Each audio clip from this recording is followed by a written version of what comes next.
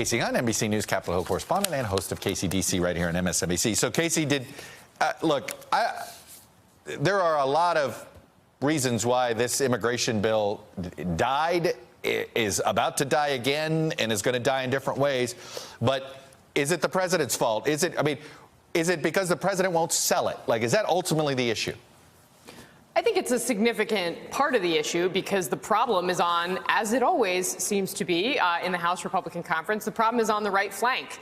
And frankly, the president is the only one who has the power to twist those arms hard enough to get something like this done. But, as you know, Chuck, this president seems to respond to whatever the last thing is that anybody's told him. So when he was sitting there with senators and they're saying, well, Mr. President, even if this bill passes the House, it's never going to become law because we're not going to pass it in the Senate, then he says, well, that's ridiculous. Why are we even bothering to do this in the first place? Which, of course, in some ways misunderstands kind of the politics of how this all came to be and what is going on here. So, leadership is in a tough position. The moderate wing of the conference is really upset. They're really frustrated. They feel like the Freedom Caucus did not negotiate in good faith, that they moved the goalposts at the last second, that this is another round of grandstanding. You'll remember they agreed to do this negotiation to alleviate that discharge petition. That may have turned out to be a miscalculation. And one undercurrent here, Chuck, that I think has been people haven't focused enough on is the fact that,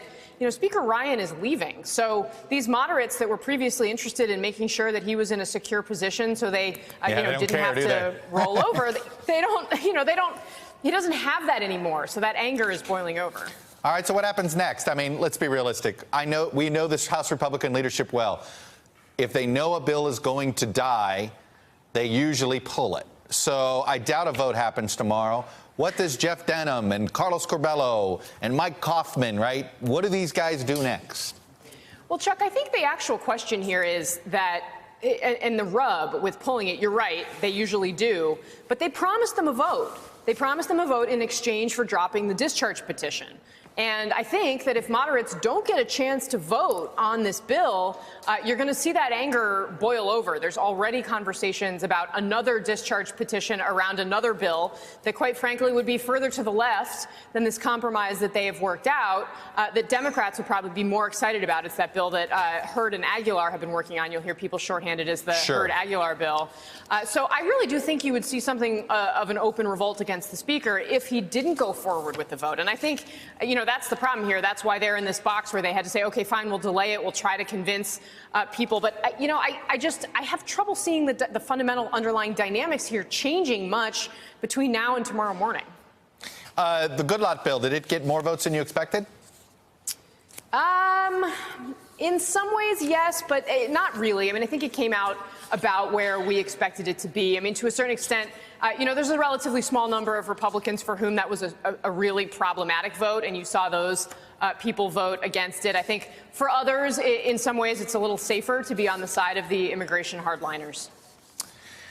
Okay, what time's this vote supposed to be tomorrow? Because we've already learned many members think they're going to be flying home tomorrow, that they're not going to be available in the afternoon. So are they really getting this vote in? Chuck, I think the jet fumes are strong. They are a strong force. I think, who knows, if they open the vote and they really are trying to wrangle people on the floor and it stretches into a couple of hours, then yeah, you could see it stretch into the afternoon. But people are here with their families. All of their kids are in town for, what was supposed to be a congressional picnic at the White House. They've got that's a lot of people to have to reschedule flights for. So I'd be surprised. Very fair point. I will be too. I have a feeling, Casey, you'll have a lighter day than you expect tomorrow. But who knows? Probably. This is the Trump era. You never know. Thank you much. Hello, YouTubers. If you're watching this, it means you've checked out our channel, so thank you. Now do me a favor. Subscribe by clicking on that button down there.